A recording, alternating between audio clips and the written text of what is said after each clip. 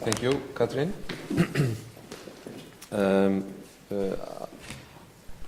Well, I should say that Katrín and I come from a bit different directions. Katrín comes from the activism around the project of the Constitutional Council. I've been more on the academic side, maybe somewhat skeptical at times. And I think that's also a good alliance to start with here, because we really want to create a discussion here in this conference that has maybe can bring a new moment to this discussion here in Iceland and maybe in general as well. I think in a representative democracy, it is no longer necessarily the task of representatives themselves to design the structure of authority. In contemporary democracies, the structure of authority, its logic and appearance is not fixed. It will necessarily be negotiated and renegotiated, and that's what we can do with a constitutional project. The vocabulary and interpretive methods are bound to change once the texts of authority are based on or created by not closed groups of specialists and members of elites, but by the public or through public engagement.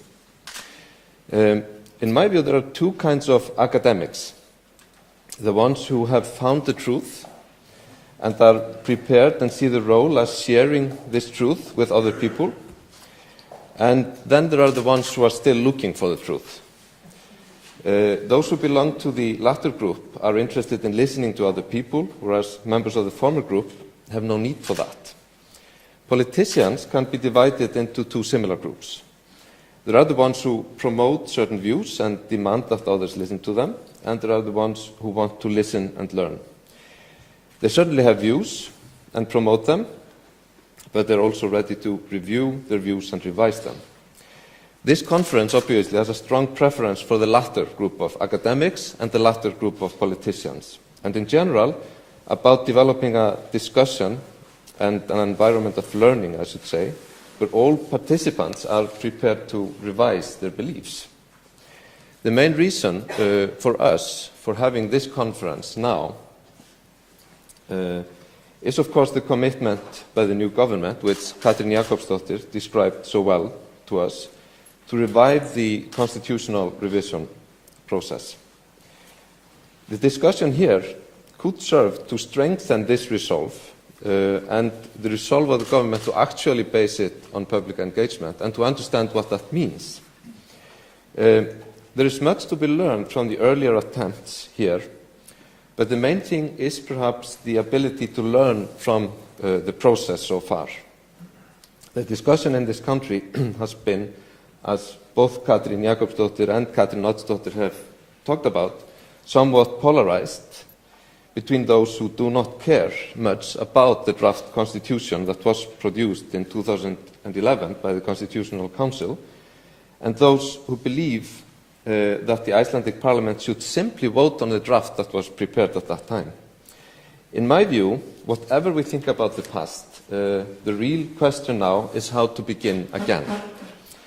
How to regain trust, how to re-engage a public that may have grown a little tired of constitutions, to talk about why it is important to think about constitutions at all.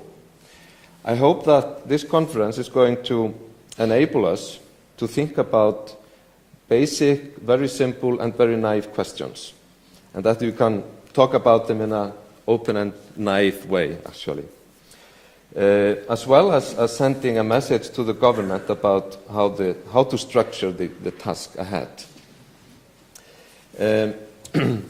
I want to thank all my co-organizers for working on this with me and for believing in the project, Katrín Oddsdóttir especially, but also Eileen Jarrett, who many of you, I guess, know very well. She has been in touch with many of our foreign guests here.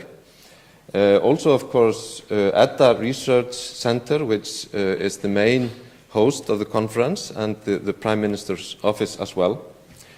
We are a little bit ahead of schedule, but I think we could take 5 minutes break and finish registration for whoever wants that, But then very soon we will have our first speaker, José Luis Martí, who comes from Barcelona.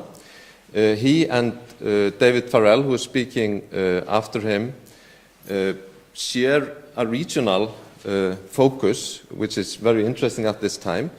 We all know about what's been going on in Catalonia and Barcelona, although José is not specifically going to talk about that. And I guess most of us also know about the constitutional process in Ireland. So I hope these two speakers will both bring us up to date, José on what crowd law really is, what it means to have the public actually create the texts of authority, and David to what extent the engagement with the public in Ireland, the use of mini-publics and so on, has managed to bring the process there forward.